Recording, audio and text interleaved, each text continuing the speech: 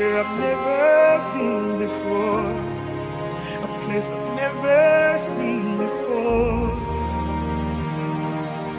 When I come to the end of myself, Father, carry me. Father, carry me. Well, hello, guys. Welcome to day 5 of Nutrition Week. Hello to everyone joining in on the Zoom and everyone joining in on YouTube. We'd like to welcome you to day 5 of Nutrition Week, which is our question and answer with the Heart Foundation of Jamaica about their get to know your rights, about the labeling on your food. So guys, welcome so much. Welcome. I'm so grateful to have you all here. I've been enjoying this week of Nutrition Week so much. From day one, we had our empowerment seminar. That was so good. I felt so empowered. I was ready to take on dietetics and nutrition and the rest of the week. Then we had on Monday our public lecture with Mrs. Palomino, which is also on the YouTube channel, so you can go and check that out. That was very good, very packed with information. Then on Tuesday, we had our lecture again with Mr. Kevin Duncan about fad diets. Now that was a very big topic, and we just thought it was so informational and it was just so right for the time, especially with everything happening right now. Then yesterday, we had our workout Wednesday, and I was really tired, guys. It was very tiring, but I want to tell you that this morning I woke up and I exercised because I felt so inspired by it. So you guys can also check that out on our YouTube channel. Go and follow that workout. Come and enjoy yourself. So now today, on day 5, we have some wonderful ladies with us here today from the Heart Foundation of Jamaica, talking about the front of label packaging, that the campaign that is about knowing what is in your food and having the information given to you understanding the information. So today we're going to be having them do a presentation, and we're going to be able to ask them questions. I know you guys have a lot of questions about it, a lot of concerns, a lot of worries. Who knows what you have? You're proud of them. We just love for you to express it and interact with us today. So today we have Miss Vanessa Nurse, who is an advocacy officer at the Heart Foundation of Jamaica. We have Miss Rosanna Pike, who is a nutritionist. You will see them both here. And then with them today, we also have Miss Kay Cook, which is a communications officer. So of course, before we start, we have to pray. Everything has to start and end with God. So just have some reverence right now so that we can pray and start off.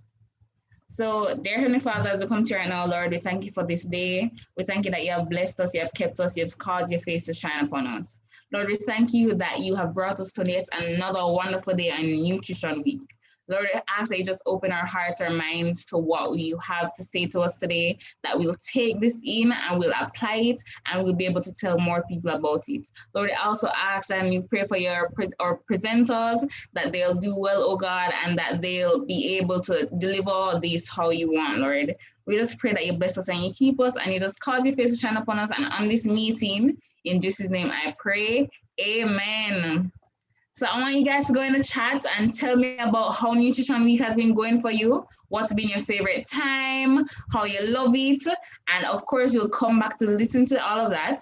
But right now we're going to open the floor to Miss Rosanna Pike and Miss Vanessa Nurse to introduce themselves and tell you really what they're about and their presentation and their campaign, everything that you want to know. So welcome Miss Pike, and then you have Miss Nurse. Hi, thanks so much for that intro, Abby, and I see that you guys have been having an awesome week. Just a bit of correction, I'm not yet a nutritionist. Soon, Bonita is closer to it than I am, but I do hold a bachelor's from the great UTech in the same dietetics and nutrition, and yes, speaking it into being soon. By next year, I will be registered. All right. And thank you again. Thanks for the introduction, Abigail. It's very exciting for us to be a part of your Nutrition Week. And yes, I'm a student at UTech right now, doing For my that master's in intro, public health Abby, and nutrition. I see So that you we guys have we been having are an awesome all week. very happy Just to a be bit of correction, I'm affiliated not with yet a UTech. nutritionist. Soon, So Bonita is closer to Rosanna it than will I am, start. but I do hold a bachelor's from the great UTech in the same dietetics and nutrition. And yes, speaking it into being soon. By next year, I Yes. will be registered. All right. Yes, and And thank you again. Thanks for the introduction, Abigail. It's very exciting for us to be a part of your nutrition week. And yes, I'm a student at UTech right now, doing my master's in public health nutrition. So we are all very happy to be affiliated with UTech. okay, so are you guys able to see the screen at the moment? Yes, we are. Yes, we are. Okay, great. All right. So once more, I'm Rosanna Pite, the Health Education Officer for the Global Health Advocacy Project. And picking up after my section of the presentation, we'll have Ms. Vanetta Nurse, the Advocacy Officer for the Global Health Advocacy Project, or GHAP for short. So what is the GHAP? Before I get to who we all know that we're under the Heart Foundation of Jamaica. And just a bit of background of the Heart Foundation of Jamaica. It's a non-governmental, non-profit organization which was established in 1971 by the Lions Club of Kingston. And the vision of the organization is just to, that is just for Jamaicans to have a longer and better quality of life through the prevention and the control of cardiovascular diseases, or for short, we may say CVDs.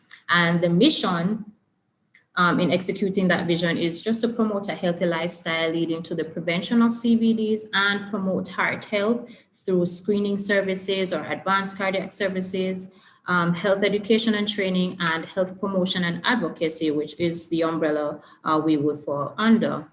So who or what is the Global Health Advocacy Project?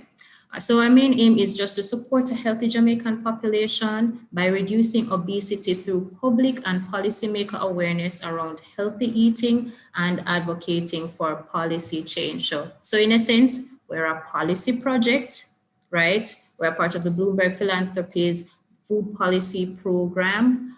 And our main aim is just to, get increased Jamaican public support for all our campaigns that are aimed at obesity prevention and getting, targeting our policymakers to help implement the necessary regulations or changes that will have meaningful impact or positive impact on the overall health of our Jamaican population.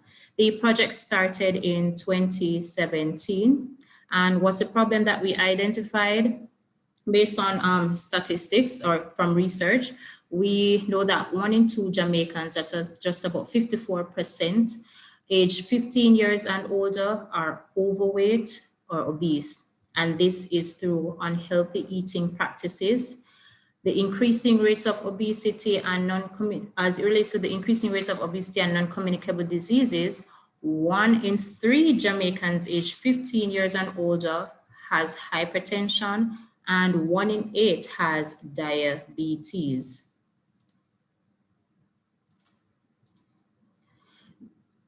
And we all know that non-communicable diseases, this increases your susceptibility to contracting the current COVID-19 virus.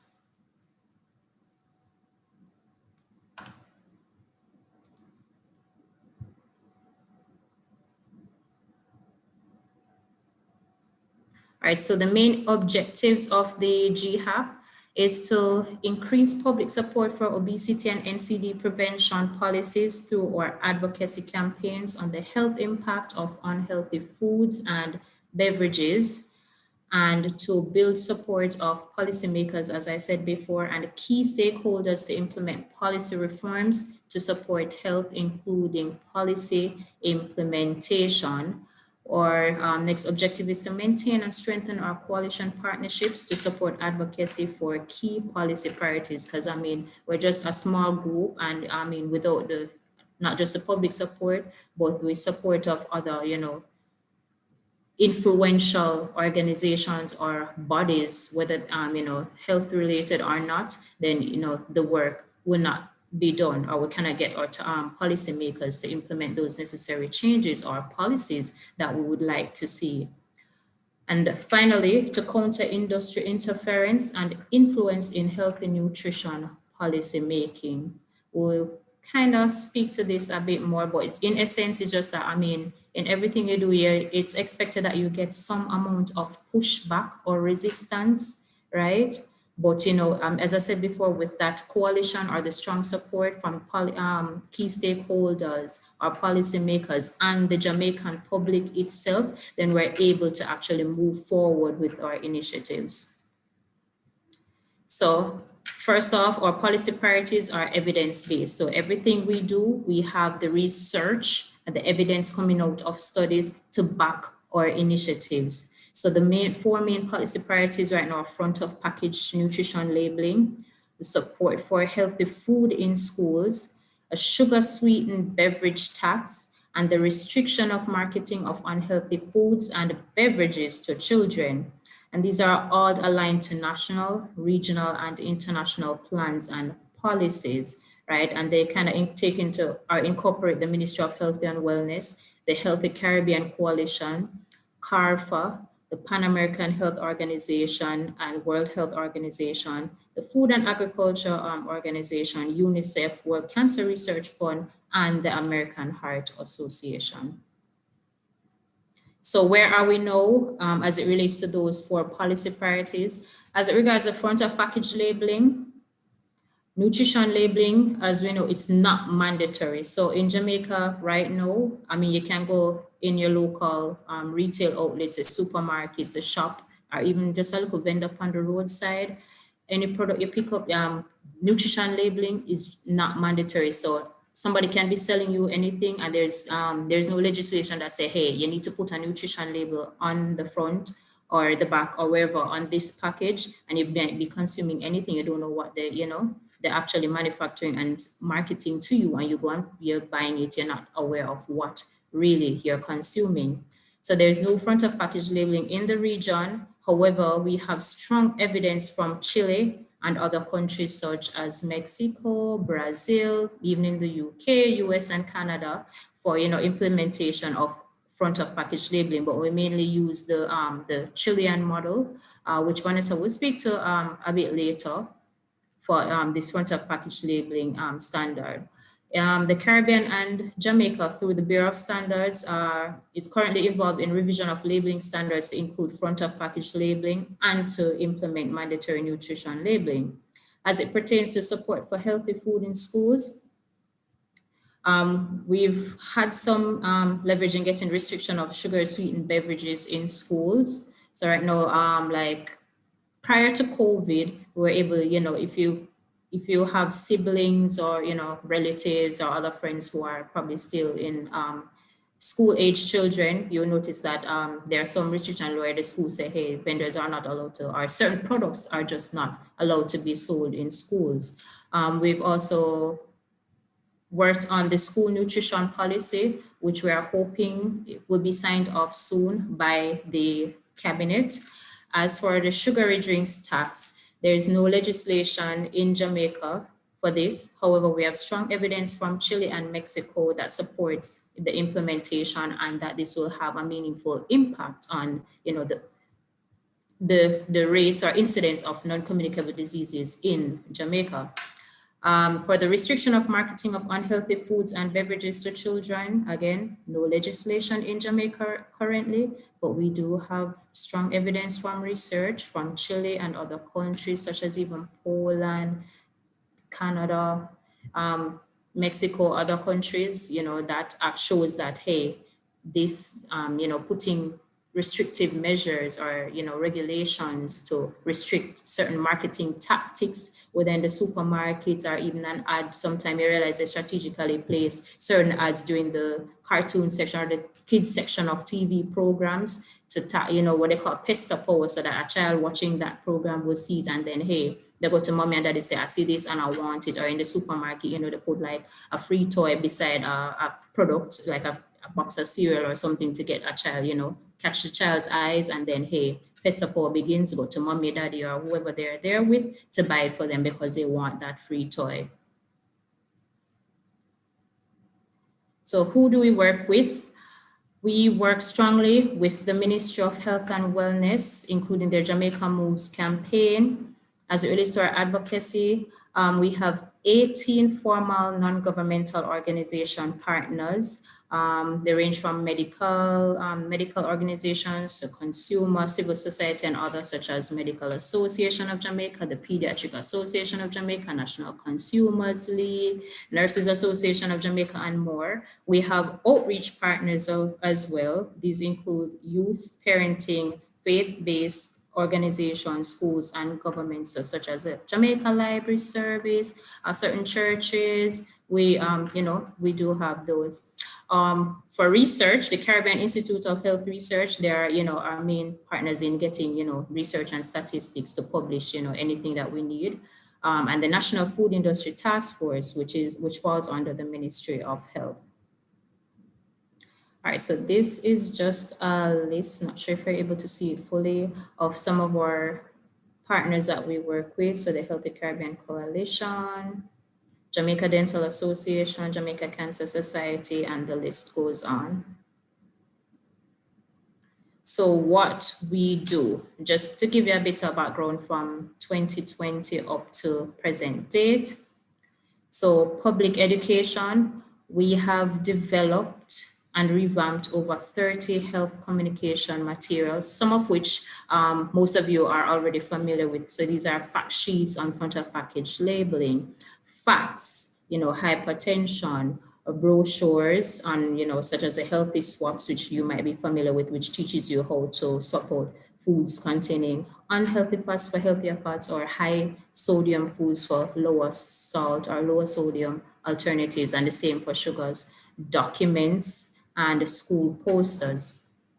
As it relates to advocacy meetings, we've had over 100, or I would say more, key advocacy meetings and events. And these have been, transitioned to online due to the current COVID-19 pandemic. We've also had meetings with key government ministers and MDAs. So like just last year, we met with, in around November, we met with the Minister of Foreign Affairs and Fair Trade, the Honorable Camilla Johnson-Smith. We've met with the Minister of Education, the Honorable Faber Williams, and the Minister of Health himself, Dr. Chris Tufton. For social media, we try to maintain our social media presence. We are active on Facebook, Instagram, and Twitter. And we're also, trying to get kind of realign our YouTube channel so that we can have our media published on there as well. And our social media messages strongly focus on healthy nutrition, physical activity, and maintaining an active lifestyle, knowing your numbers. So this encourages persons, to get screened regularly, to know your blood pressure, your blood sugar levels, your cholesterol levels, your BMI, so that you know where you stand currently, especially now in the context of COVID, with NCDs being, those vulnerabilities to contracting the virus. Gardening. So we recently signed a memorandum of understanding with the Jamaica 4-H clubs to expand our reach. Currently, the Heart Foundation, we are in 12 schools where we have the Healthy Heart clubs, and partnering with the Jamaica 4-H clubs is it's helping to expand our reach, where we can expand to implement their backyard gardening programs that they have in schools they've already established, to get those in our 12 schools, and then we can expand our Healthy Heart clubs into those schools they're already active in. We also target persons living with NCDs, parents, policymakers, and we're looking to launch our podcast series soon with our very own Bonetta Nurse. She's the host, where she speaks it's about 6 to 7 episodes, and they're 30 minutes long, and they feature key experts from different backgrounds. So we have nutritionists, a representative from PAHO, and so forth. It's called Heart of the Matter, so you can look out for that, and it will be, talking about interesting topics. We also have new partnerships, the Jamaica 4-H clubs, as I mentioned earlier, the National Secondary School Students Council, the NSSC, under the Ministry of Education, where we've done interactive, sessions with them, such as we'll be looking to record some of them for our podcast, for final podcast episodes. We've done, videos with them, such as like cooking demonstrations with the Young Chefs Cooking and Baking Club. which will be released soon as well after they're in the final stages of editing. So you can look out for those. The Jamaica Library Service, just November, we did a World Diabetes Week exhibition or display with them. And then last week we were there for Salt Awareness Week, where we set up our display with one is sugar display to show the amount of sugar contained in some of your favorite beverages. And last week for salt, some popular products and their sodium content. And we had live daily presentations matching the themes for the weeks. The NPSC, National Parenting Support Commission under the Ministry of Education, we've also partnered with them, and youth ambassadors. That's where some of our NSSC youth come in, as well as other outside advocates and our young chefs, and now UTANDS. Technical support, we've hosted and presented at meetings to provide technical assistance to advance the policy objectives. We, provide assistance to key ministries and agencies, so the Ministry of Education, Ministry of Foreign Affairs and Trade, Ministry of Health, National Food Industry Task Force. For social media, as I said, we're active, we remain active, especially with COVID, that's the way to go. So we keep our messages focused on health and nutrition, physical activity, know your numbers, and so forth. So we also publish articles. So we are active in the Gleaner and the Observer. So we have regular ads in the Jamaica Observer Learning Corner, targeting school-age children with interactive, info or educational kind of articles, or we call them posters. We also have games for them. We have series of articles on nutrition, COVID-19, and food security, which we have, we're getting our youth advocates now to kind of support us in that, where we get them to write these, we vet them, and then we have them published. We've had nutritionists write some for us. So most of you know Dr. Whiteborough, she's been one as well. For the media, we have our radio series, which was aired late last year, around November. We launched it. It's called Coming at This. You might have heard it. It was aired across 4 different radio stations, 13 episodes. They were just like about 6 minutes in length. It has a catchy storyline, and it received a whole lot of traction. So if you'd like to hear that, we're free to, share a Dropbox with all those episodes with you. We've had journalism training as well in partnership with CARIMAC, NCU, and UTech. So these are just some clips to show you from some of those activities. So JLS, Salt Week, journalism training workshops. We've had World Consumer Rights Day, which was just Monday of this week, where we had an outside broadcast with the National Consumers League of Jamaica, where the theme was tackling plastic pollution. So we kind of tied it in with nutrition and our front of package labeling. And your very own Alex Johnson was there as well to give, to spread the word about UTAN's Nutrition Week. And some clips from our meetings with government ministers. So as it relates to communication and education materials, these are just about some. What is front of package labeling? Then we have those targeting, for children, children's right, go grow and grow foods, backyard gardening, how to set up, healthy alternatives, hypertension brochure, and the hearty swaps, which I mentioned earlier. So our success factors, we've had a multi-stakeholder involvement, including the government, our NGO partners, the National Food Industry Task Force, and faith-based organizations. We've co-branded with the Ministry of Health and Wellness and Jamaica Moves and the National Consumers League of Jamaica on some of our campaigns. We continue to map NGO partners since the beginning of the project, and we'll, continue to do so as long as the project lives on. We've had a sustained media and social media presence. We do presentations at public entities, faith-based organizations, civic groups, and adolescent groups. We have a targeted mass media campaign and a strong public support for our campaigns. As I said before, everything we do is research-based, so we actually go there. We have our research partners that do this for us, and the statistics show that, hey, we do have, a fraction of the Jamaican population that is in strong support of our campaign and the message that we're trying to get out.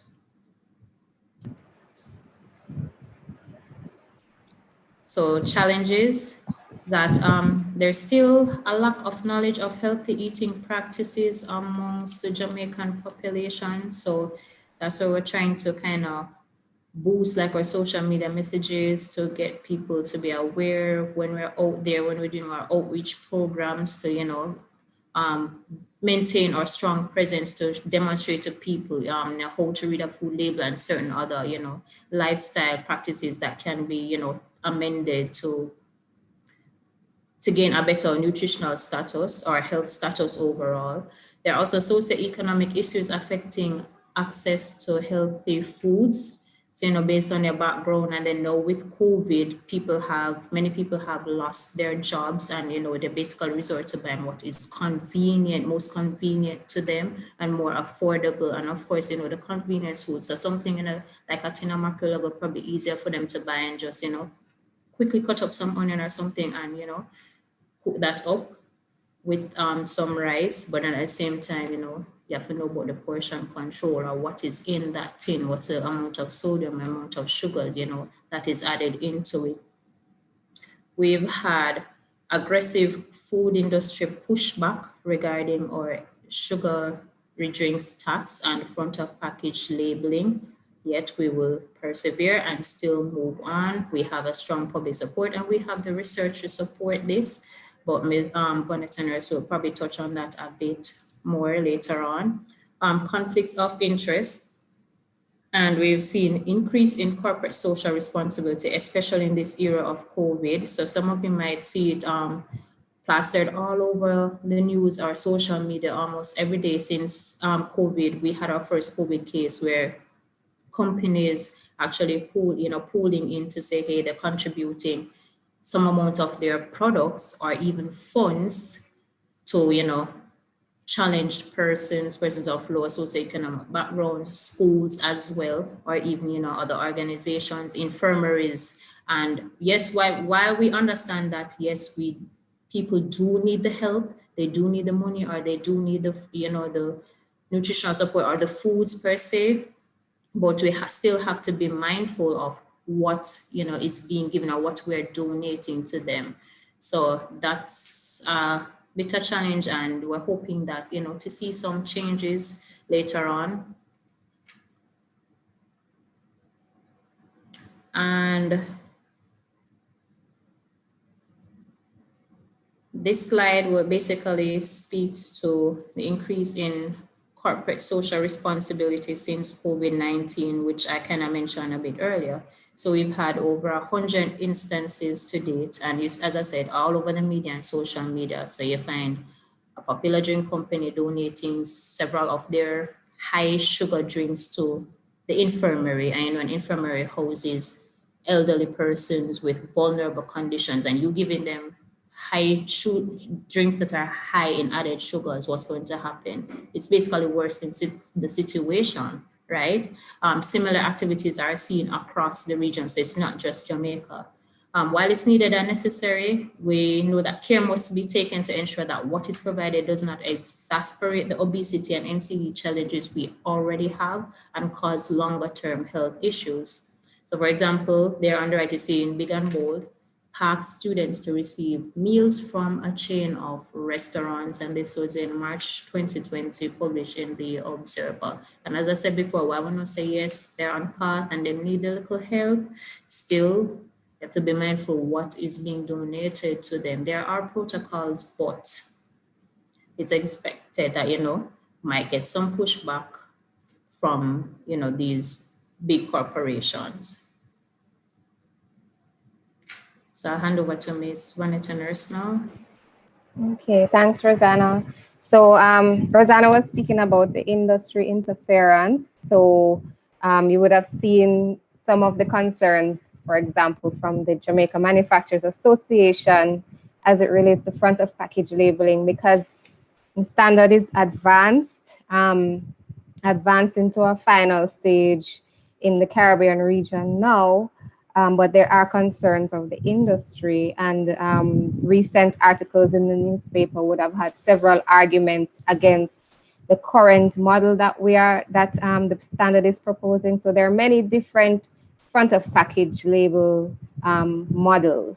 One of them is the Chilean black octagon model that you see there. It says high in saturated fat, high in sugars, high in sodium. And recent research done in Jamaica by PAHO shows that this is actually the model that is most effective for Jamaicans. So I put the link there so that you guys can take a look at the research, etc.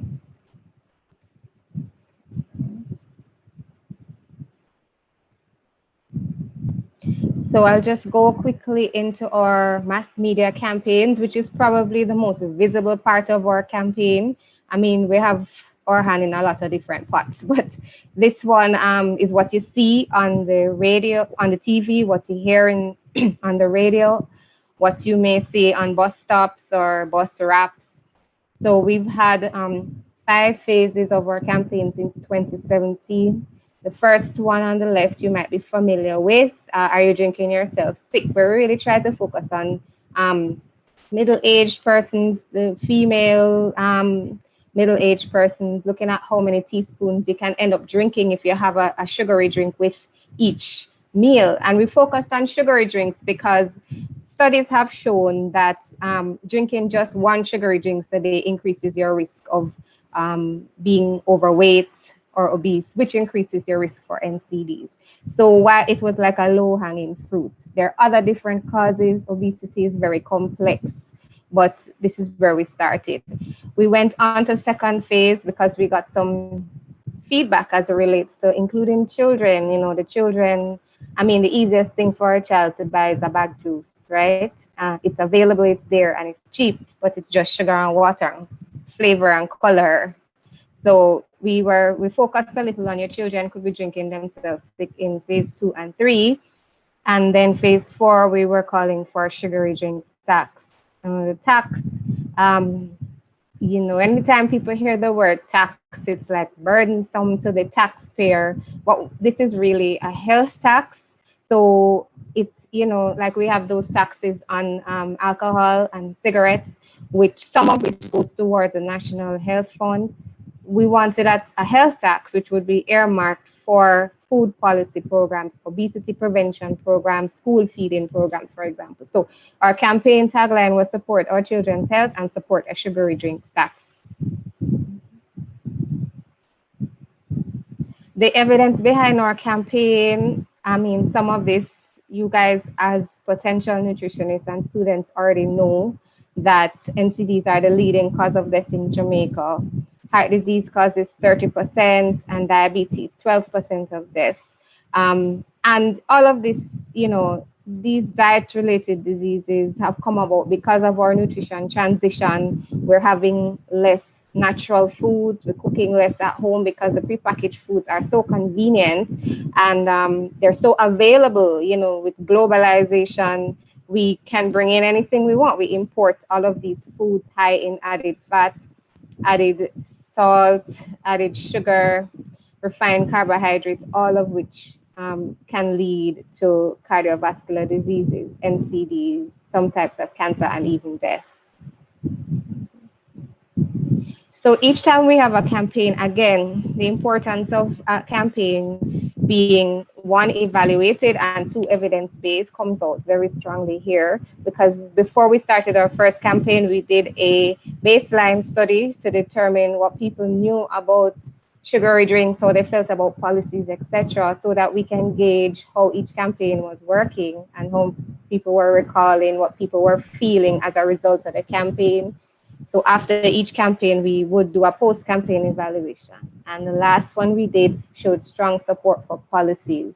This was done on a representative sample of Jamaicans, and it showed that people agree that it took too much time to interpret the facts panel, nutrition facts panel, which we know because it takes quite a bit of, you know, math skills, multiplication time to figure out how much nutrients are in a serving or a few servings of the package.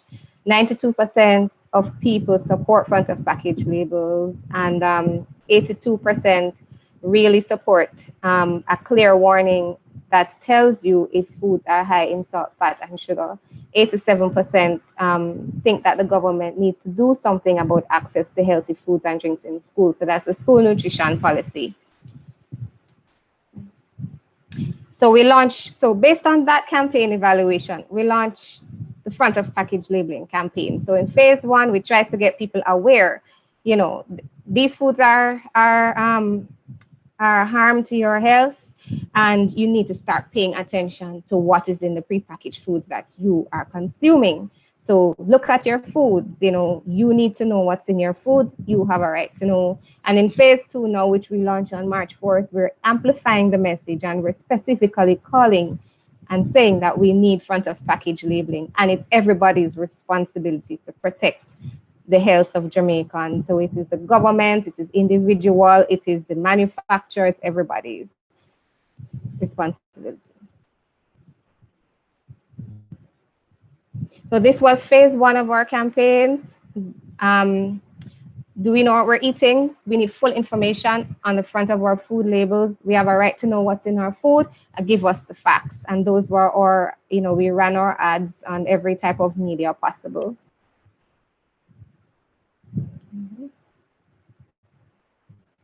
And our current campaign now, which I said was launched March 4th, again, is evidence-based.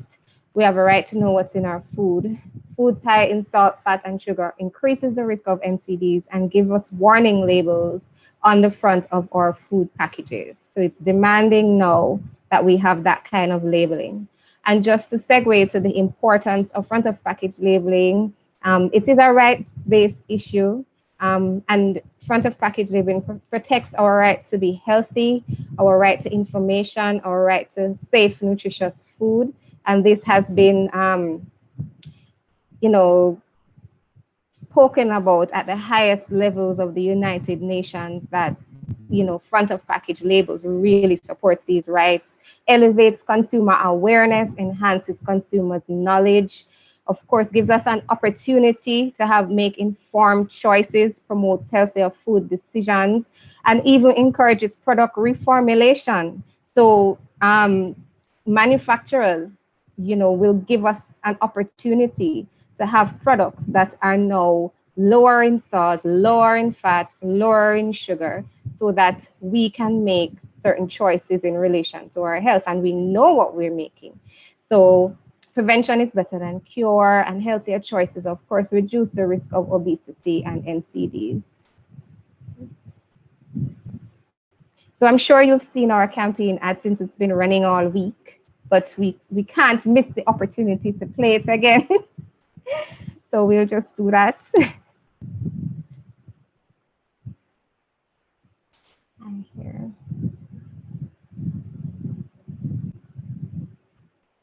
Oh, I'm not hearing it. I'm not sure.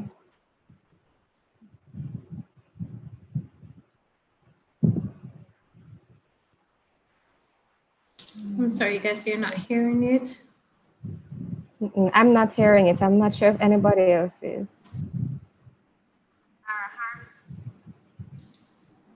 All right, just a moment.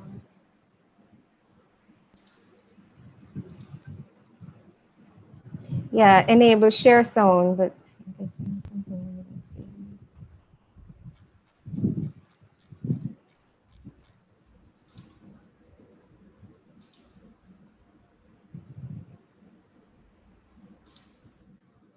Hello! Today we're going to be making breakfast and preparing a lunchbox for school. Let's start with some sugar and salt.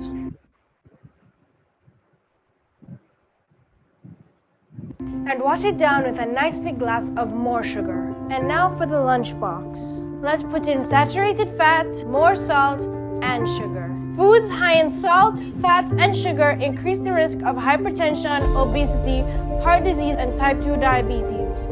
Now more than ever, we have the right to know what's in our food. Give us warning labels on the front of our food packages.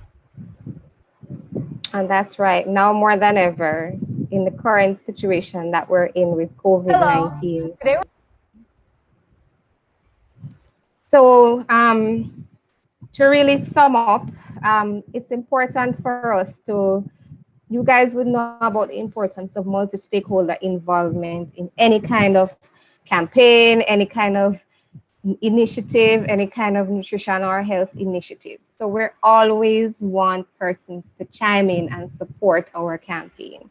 So you as current or former nutrition students can always support what we do by talking up, speaking out, sharing your opinions, writing articles, advocating for some of the policies with your, even with your MPs, your civic groups, as well as sharing our information. I mean, we are on social media, so it's very easy to get information out that way. You share, just pick one of our posts and just share amongst your groups. But it's important as young people to start talking about these things, because it's a long-lasting effect. In fact, uh, dietary habits start young. Young people need to advocate for healthier options, to advocate for healthier environments, and this is a good opportunity for you to support what we do in that way. And we're really glad that Alex in particular and the executive of UTANS has agreed to start partnering with us to be kind of a part of our youth voice in that way. So we hope that you'll share, you'll speak up, and you'll encourage and support our campaign in that way. And we will leave you with our campaign jingle. Food sweet, but you know what you eat? Me glad the ox cause it a funny. Not funny. Me say help while you're more than money. If no fun healthy things in the bag. Put a warning on the front label, not the back. Enough sugar where you add. Put it on the front label. Enough salt where you add. Put it on the front label. Only my fats where you add. Put it on the front label. We no want search for the facts. We want the warning on the front of the pack. We no want a heart attack. We want stay on track. Put it on the front label, not the back. A message from the Heart Foundation of Jamaica, Ministry of Health and Wellness and partners. Food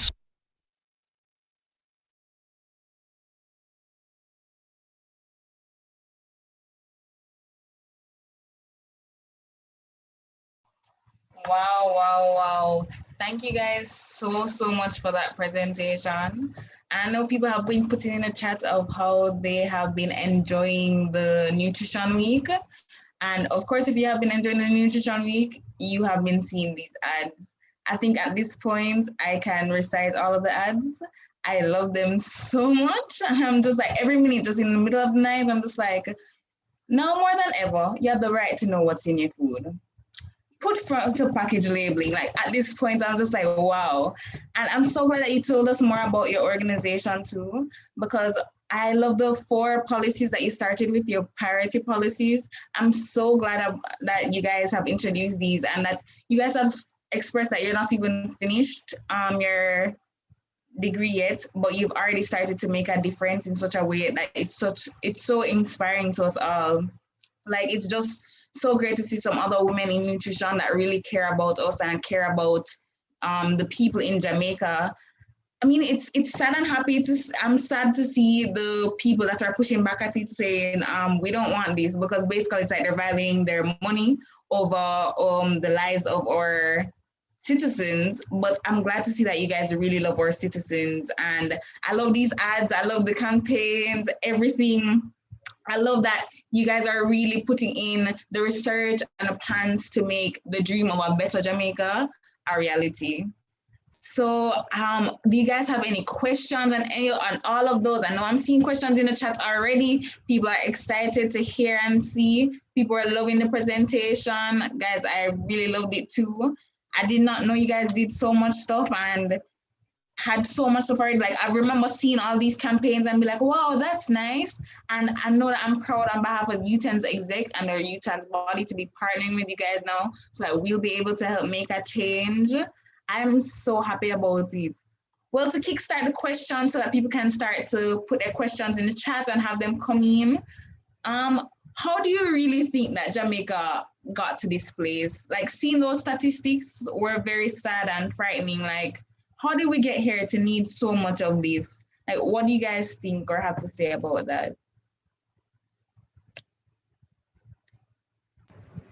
Well, I think that it was a move away from what we would have done traditionally. So, you know, the world has become open to us in many different ways.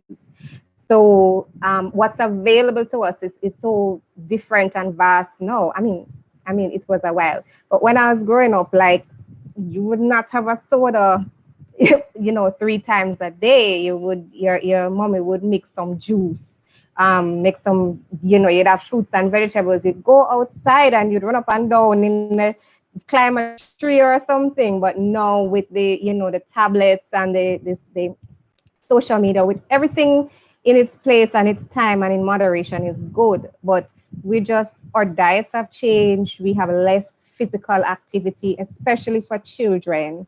The opportunities to go outside and play, it's just not there for some people. I mean, and then other times the children just don't want to do it. And even children who do want to do it, I want to think about their environment, their community. Is the community safe for them to go out and play? That's another thing.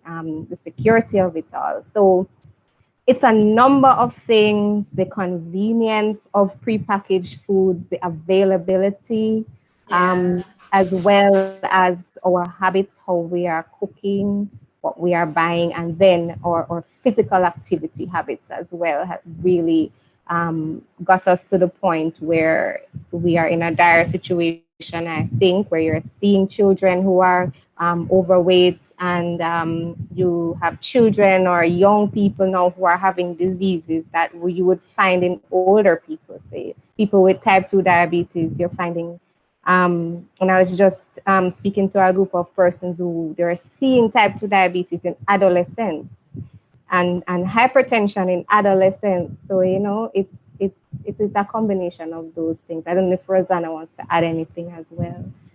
Well, you basically touched everything because I was going to say, like, a bit of, like, globalization has helped to that. So where a lot of our traditions have, transitioned. So from what they used to be to now, and then adoption, as I said, the whole adoption of, or what they call westernization of our culture. So everything is just like readily available, or what we do see on, like, with the whole cable now and internet. So what we see other countries are, our more developed countries are doing is that we try to, there's an influx of that into the Jamaican market, or, into our own habits. So that has helped the, the whole, that preponderant shift in our lifestyle practices and, dietary patterns. And then also, we don't really have the kind of policies that we need to have to address it on a population-wide basis. So without that, we are left at a bit of a disadvantage, which is why we're really focusing on them now.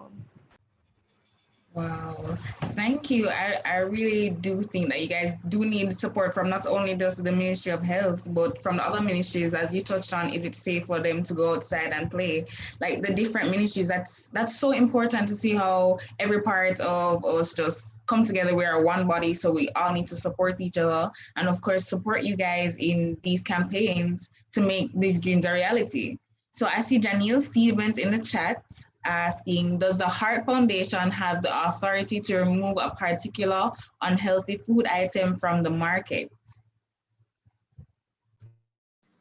No, no, no. That would not be, as case that we wish. Oh, wow. So on that note, for that question, I have another question. Is it that after we push for the companies that also want the well-being of the Jamaican citizens, so those that are ready to put these on the labels, or those that are just like, let's not make the foods high in this and high in that, so that they can have healthy alternatives, will there be campaigns to push their products and push the new things coming on the market that will be better for our people? Well, I wouldn't, from our point of view, I'm not sure that that would be our purview, but I can say that one thing that I've noticed is that the Ministry of Health has recently put out a request for manufacturers to register their drinks that fall within the guidelines to register with the Ministry of Health. And I believe that the intention may be to kind of let everyone else know of those companies that are complying. So that would be beneficial for the company. And I suspect that companies themselves will be advertising when their product has been reformulated, which I've seen already. You've already seen some of them. Yeah. So from that perspective, I think so. But as it relates to our project, we wouldn't be able to specifically be promoting any particular product or anything like that. I totally understand. And So, please continue. one of the things I'd like to point out, sorry, is that even when the companies are saying they have reformulated and they have 50% less sugar, or they are low sodium, or they have reduced their fat content, it's very important for us to know our label reading, as tedious as it is, because they will swap out the sugar, and they will put in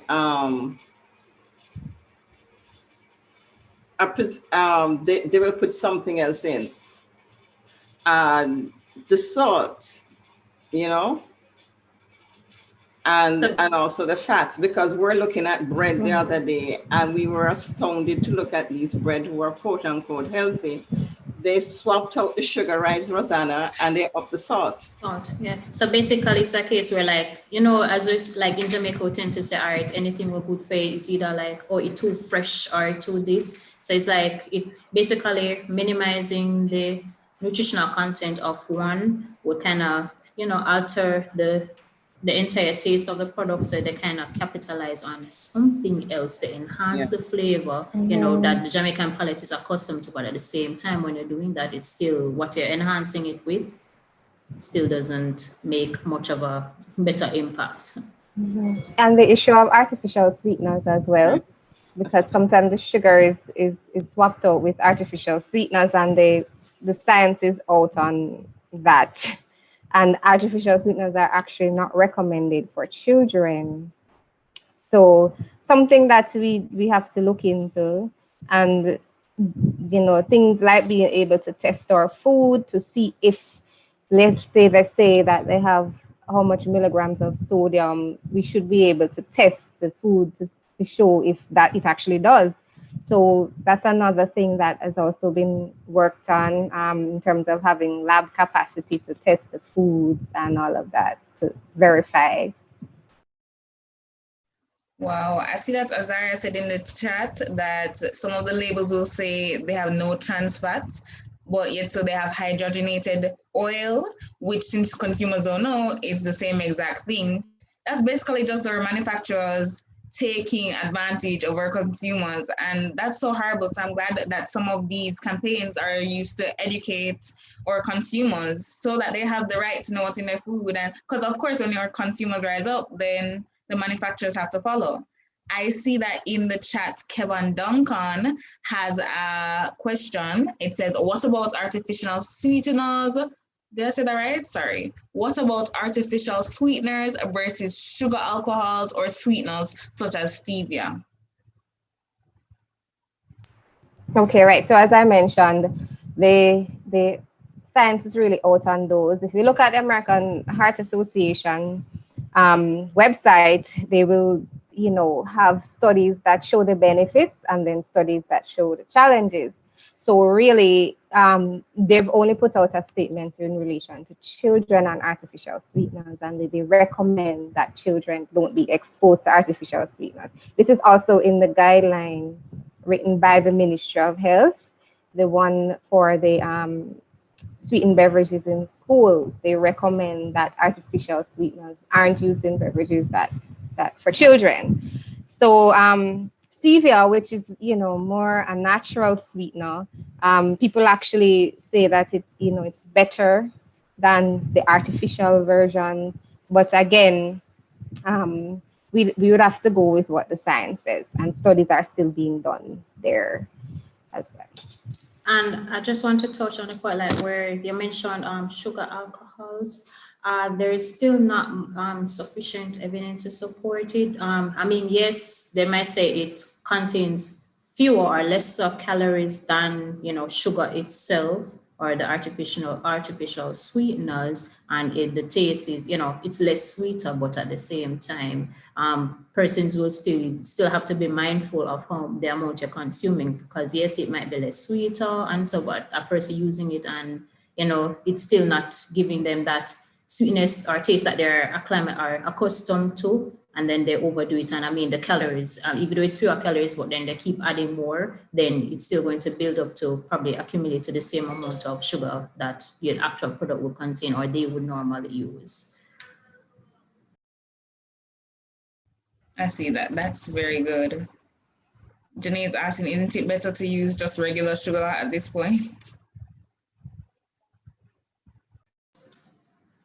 I mean, can use a sugar, but as long as us as nutrition professionals, we would know how much is recommended or how much to use, and then we know how to balance it out, because we have sugars coming from, our foods, our fruits, our vegetables, our, staple foods, but the typical person, they might, they're not fully or nutrition, they don't have the food and nutrition related knowledge to kind of know how to do that. So that's why sometimes we say, moderation is key.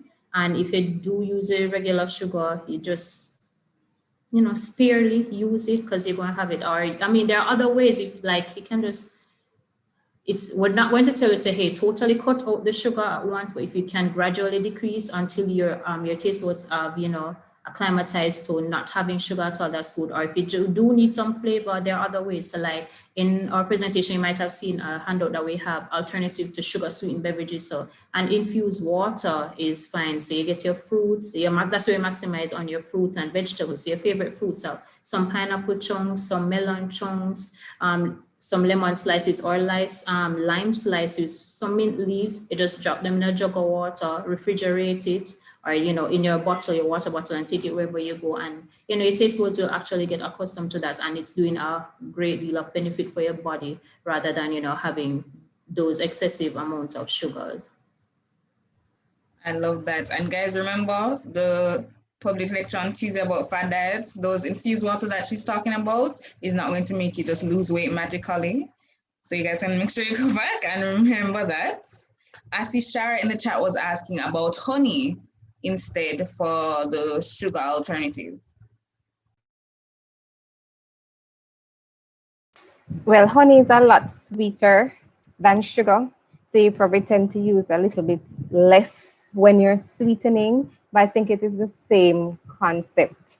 You still want to use in moderation, and you still have to think about the fact that sugar is coming from everywhere else. So same concept as what Rosanna would have said to me. Mm-hmm. Yeah, so it's sweeter, and the calorie content as well, you want to watch it. Even though sugar might raise your blood sugar levels or your glycemic index, faster, but at the same time, you have to watch out for honey that it's sweeter, but it has more calories. So as Vanessa said, you have to be mindful of the amount that you're using. Wow, this is one of the reasons that I noticed that education is so important, and I'm so glad that it's a part of your campaign to educate your consumers, just the wider society, to make sure that we can make the best informed choices for ourselves. And of course, seeing a dietitian or a nutritionist to ensure that these things can be specialized for you specifically. So I was wondering about the manufacturers that have been pushing back on this, and some of the consumers too. Do you think that in the near future this will change from them seeing maybe the outcomes of how this affects or percentages on non-communicable diseases? How do you think this is going to change over the next few years? I think that as people become more aware of the benefits, their perception may change. As with anything new, you will have some amount of pushback because not everybody is willing to make changes. People don't like to, if it's not broken, why fix it? Things like that. So I think that health awareness is really increasing in Jamaica. I think with young people becoming more health aware and becoming more vocal, with people demanding healthier products as a result, and with the awareness that there's really some benefits to these types of policies and these types of initiatives, we should start seeing some kind of change in the environment and in the thoughts going forward. And it's not a matter of where you shouldn't be entertaining anybody's dissent or anybody's pushback. But if the evidence is there and if the reality is that we're in a bad situation and we need something to make it better, um, we should be able to advance these types of policies that we need. I think also it's important to like contextualize things, so bring things back down to the Jamaican perspective. So, for example, a study done in Chile for a particular model, it's important that now we have a study done in Jamaica that shows that it is effective. We have Jamaican voices that say this is what we need and this is what we support. So, from our perspective, we do see a change happening. Change is going to come, because when you look at it, as Rosanna talked about the cultural penetration from cable in the country, more and more the developed countries are going the route that we're advocating for. So it will spin over and spill over onto us. It was the same way as with tobacco, and the cigarettes and everything. Look at how the perception has changed over a period of, say, 4 to 5 years in terms of cigarette smoking. So we have hope it will change. And the manufacturers, as much as they ball, they are going to have to change too if they want to export their products. They have to follow the laws of these countries that are changing in terms of their labeling and what the content of their foods are going to be. They're already following the laws. They just don't want any similar laws here Yeah. because our laws are lax. So, they're already doing things as required for other countries. You know, that's And something. And Go that ahead. is unfortunate because I believe that we should lead by example. It shouldn't be that America has to sneeze and we cough. It should be that we can come up with an initiative and lead by an example because we are a smaller nation. And if more of our people are dying, it will have a greater effect on us than maybe America that have a population that is far greater than Jamaica. And I know that we years ago we didn't suffer from these type of things, and unfortunately we have taken on an Americanized diet, and that diet is just fats, fats, fats. But nowadays, what I'm seeing is that people leaning to healthy options, but quick fix healthy options. And then I'm seeing where that is causing another issue, that in the near future we're going to be having another campaign. So we're going to have people going to healthy options, but incorrect methods of being healthy. Yes, I see that in the chat, Kevon agreed with you and said, additionally, as we see today, to wait on outside research, data, or initiative will only lead to our long-term downfall, and that they need to employ research within Jamaica and by extension the Caribbean and work with our research, of course, for our people. We tend to use research that is either outdated, not for us, not for our population, not for our race or ethnicity or cultures. And of course, we see that we have to have some culture change, as we've been talking about the if it's not broke, don't fix it, or all of that. We can see that's even beating us bad, even in the COVID situation that we're in right now. It's really some culture changes that need to happen. So I see that Azara asked in the chat, since resistance to change seems to be one of the main issues to implementing these things, do you think the campaigns are assisting with getting people accustomed to the idea? So I believe that we are, which is why we carefully tailor our campaigns when we do them. So our first one was really getting people used to looking at the food itself. I mean, some people don't even read what they pick up. They just, oh, I'm used to this brand, or this looks pretty good, let me just try it, or something like that. So we were trying to get people to just start being aware. I think that's the first step. It's like groundwork. You can't say, oh, we need front of package labeling, but people be like, what is that? Why should I? All of that. So, the groundwork, we're there. We do with the campaign. Remember, we also have outreach. So at different levels, we work towards getting people used to now looking at your food and trying to get people to start thinking that we actually need to know. We have a right to know, and it's very practical. Our bodies are a temple, so we should know what we're eating. So the campaign is really geared towards getting people to start thinking about that and start themselves wanting to make the change and wanting a change in the country. Wow, I love that. I actually really love this campaign. And I can see where it has worked even in my family or the people around me. Just seeing that after the ad comes on TV, just going in there in the fridge to be like, let's look at this juice. Is this really what it says? Or sometimes I go to the supermarket and I'm just like, well, I like this because it's pretty, and I just decided not to read the label because I know it's not good. So I love the front of label because then I'll just see it big and bold and be like, yes, this is not the best for you. So I see that Azara says in the chat, people don't like to read at all. The amount of times people ask questions that were answered in the description of things should tell you. And that is so true. I see Azara raising her hand. Would you like to unmute and say something? Or ask a question?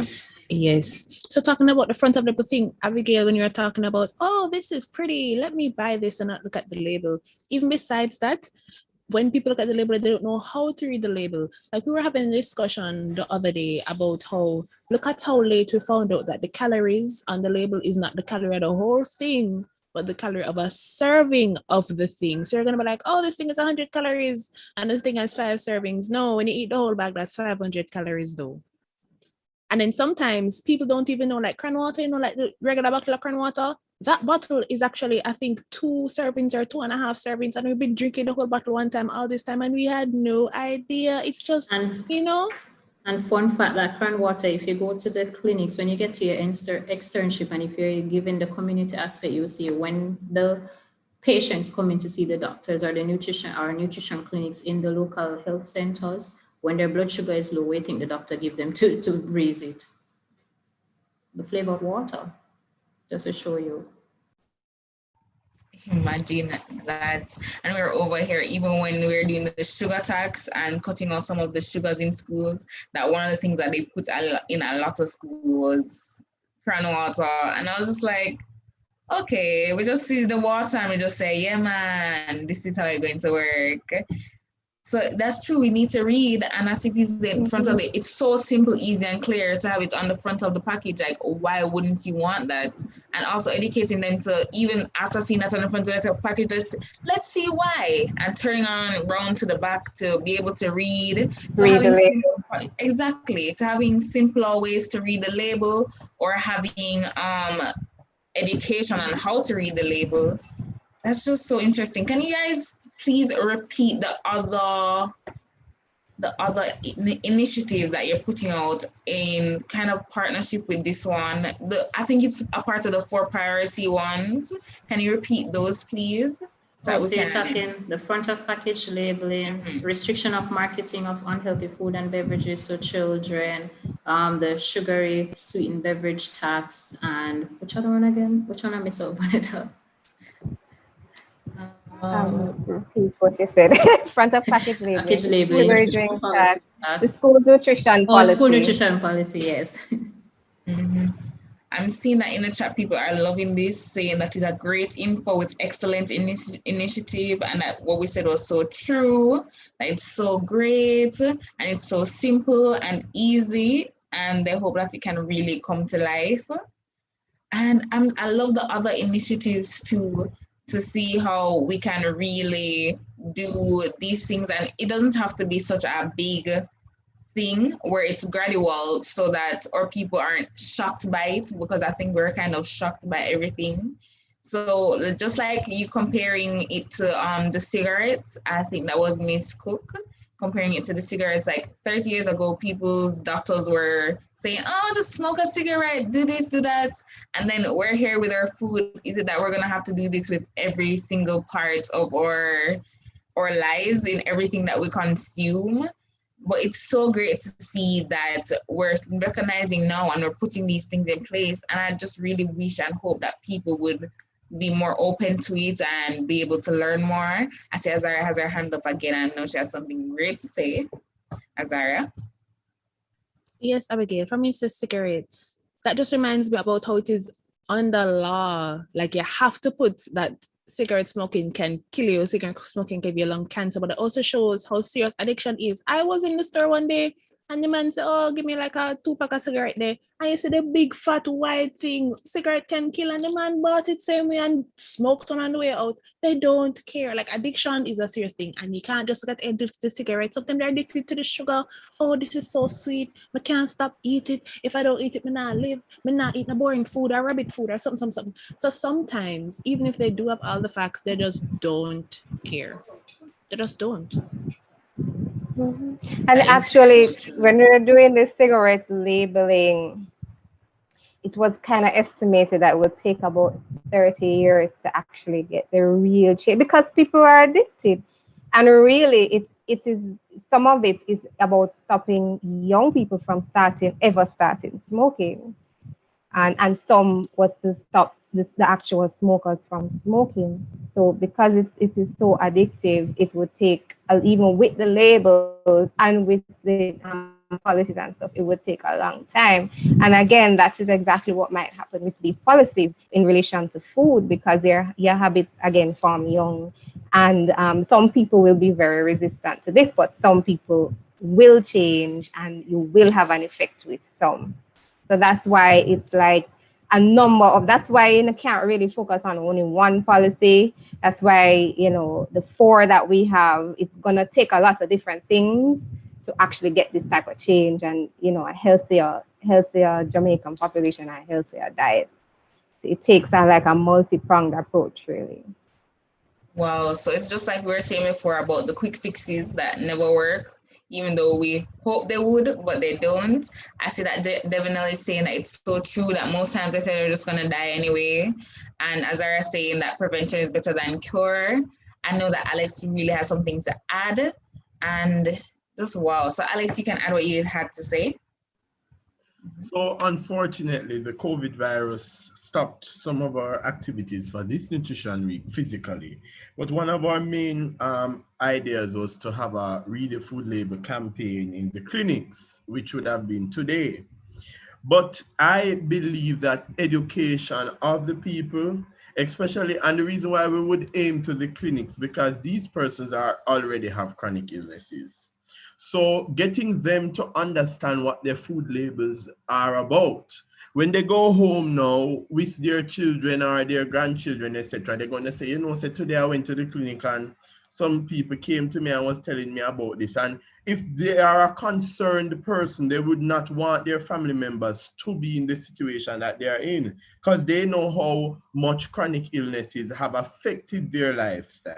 So, if that person is conscious enough and not selfish, which I would believe, they would share that information with the rest of their family. So I believe education is one.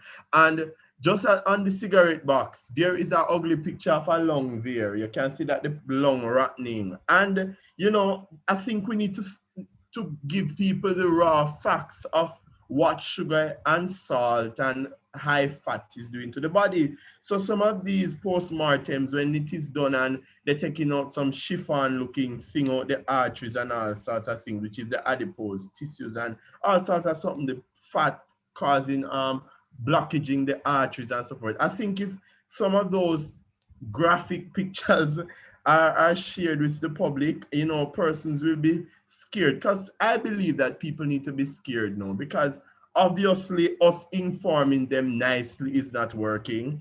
And as Devenel say, everybody say, oh, me got dead anyway. And all sorts of something. And them all say, from me a little pitney, me I drink this and that, and me not dead yet.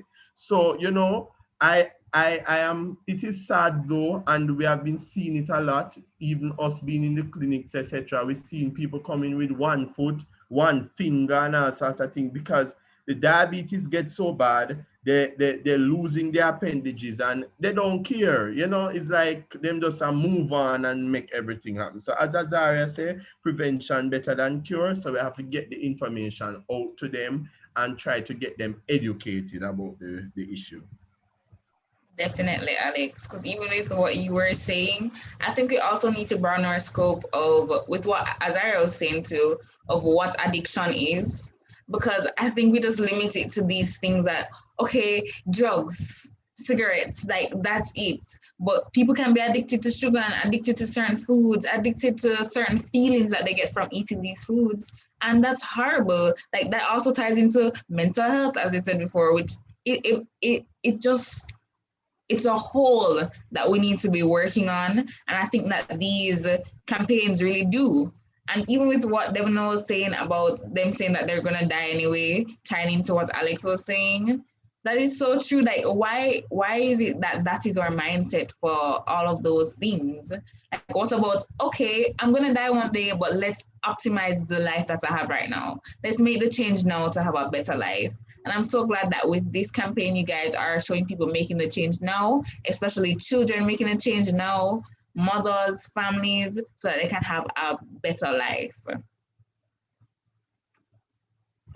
I see that Miss Nurse was agreeing with Alex, saying that giving the people the information changes their risk perception, and part of that is getting that behavior change. It's so good to see that fully as nutritionists, we really do affect people on a whole with how they think and how they accept information. And we really have to be all rounded in how we present it. And of course, bring this back to you guys. I just love how you guys presenting this. And even with the ads, they're straightforward and to the point, and they're still in a way that we can understand. Even with what Alex was saying, sometimes people just need the raw, real truth to be able to change or to make something happen in our lives. What do you guys have to say to add to that?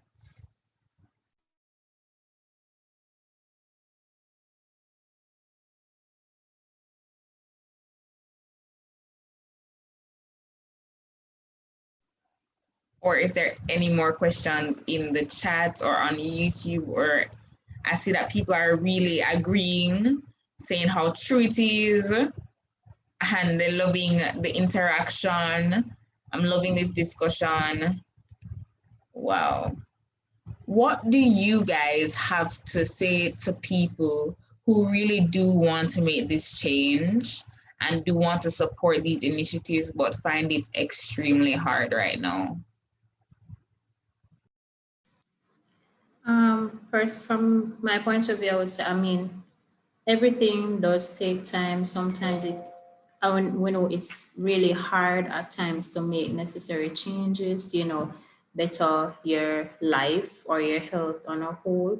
But just taking that one small step, to go out and speak with somebody, just a simple step of, like, if you don't know your number, is going to, your medical practitioner to say, hey, don't know if I'm at risk, but I would like to know, and, get it from that. That's just even like a door opening right there to, giving you an avenue to making those necessary changes and opening the avenue to necessary information you need to help you and the support.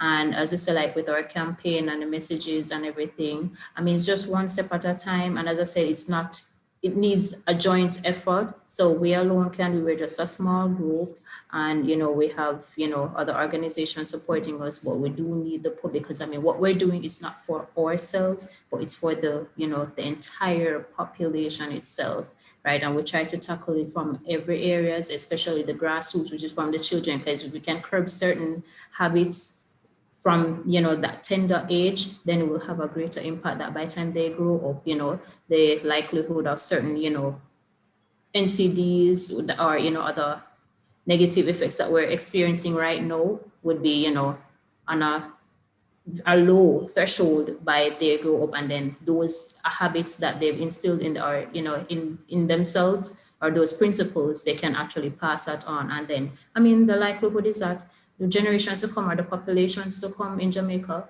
would be much better off than we are today. Less burden on the healthcare sector, like right now with COVID, and then the NCDs burdening, and then as a poor little country, we can't really manage all of that. So it's just that, just taking that one little step to make the necessary changes can bring about a whole deal of change.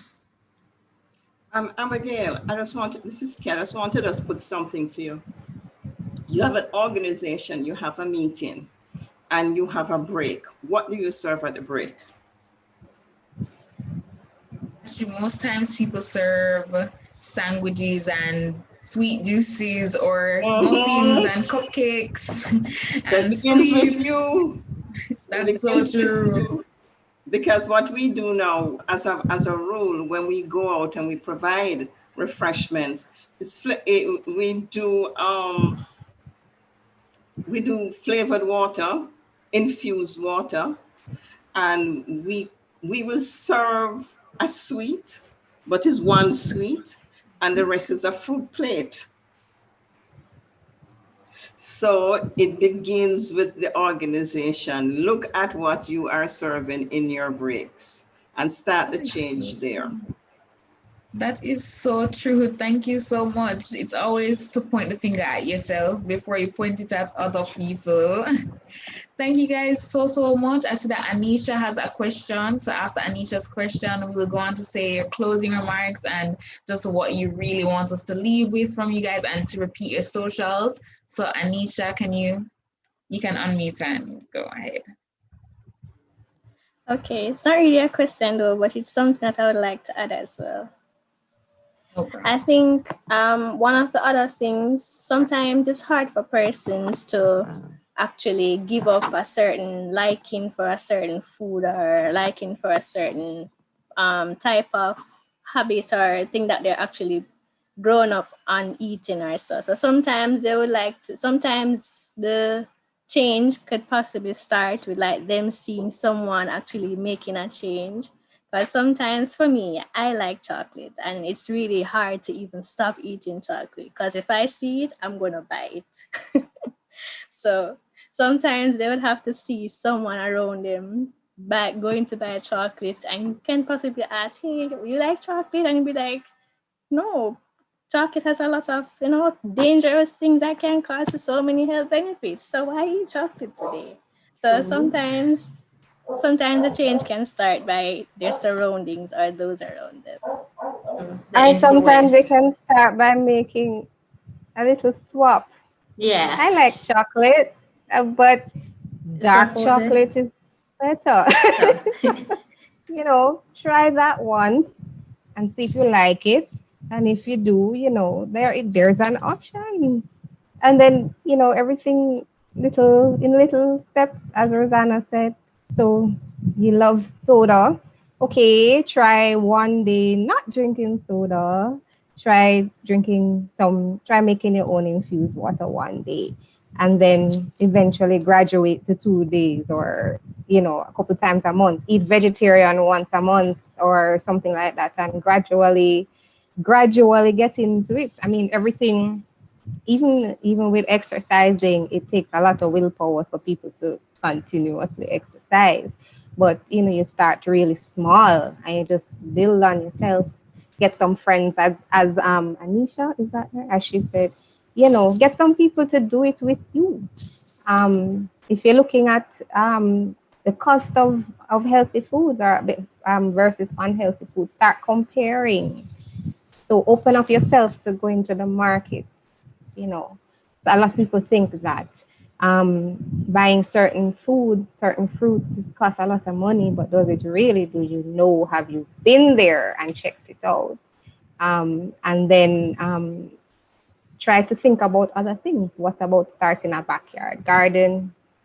Grow some of your own food for your family so that it's more affordable. Little things like that I think would go a long way. Make ground provision sexy again. Period. That's so true. Thank you guys so much. Thank you guys so much for presenting. Oh, and even as Miss Nurse spoke about the exercising, and if you need people to exercise with you, you can go on our YouTube channel. We had our exercise, our workout Wednesday. Yes, I saw that. Yes, you can go play it and join on. Do you have anything else you guys would like to say or end with before really just thank you for this great session? No, I mean, just, follow us around, get active, chime in on our campaign. As we said before, any little thing, any voice you want to add, we'll post something to start a conversation going whether it's on Facebook, Instagram, or Twitter, and hopefully like with you voices like, such as yours to get the adult population, as attention grabber, draw them in so they can get active, get vocal as well, and to increase our support. Anything you can do, just do that. We appreciate it, and we're looking forward to working further with the UTANDS. So, and keep doing the job that you're doing, guys. Thank you so much. So guys, remember to go follow and to go interact. We thank you guys so much to coming to our day 5 of Nutrition Week. That was so good. I love the presentation. It was so straightforward and simple. And we love what you guys are doing, the initiatives, the campaigns. Thank you for being so gracious to come out of your busy schedule and spend some time with us to answer our questions. Thank you for answering and discussing with us so gracefully and wonderfully. I think we're just going to go out from this presentation and be better people in our personal choices, in supporting your choices, and in affecting the choices of those around us. Thank you so much. And we'd like to thank everyone for tuning in on YouTube, everyone for tuning in on Zoom. And of course, they are always open to questions. You can feel free to contact them on their social media platforms. And remember to look out for their YouTube, to look out for their podcast, look out for when they have radio interviews. Just go and look out for the ads, and you guys can video and tag them and be like, I was there when they were talking about these. So thank you all so much for coming. We have come to a close right now. Thank you. This is the end of day 5 of our Nutrition Week. Thank you all for coming and being a part of this. You're welcome, and walk good and stay safe, everyone. We thank Yes, everyone. everyone. Their socials are in the chat. Tune in tomorrow Take care. for Zoom party, all the DN students. We're going to share that exclusive Zoom link. And on Saturday, we'll be going to our children's home for that visit. And on Sunday, we're going to be closing off with a Thanksgiving church service. Please don't miss that out, guys. That's important. Don't miss that one. So we're looking forward to see everyone. Keep safe and God bless. Yes, God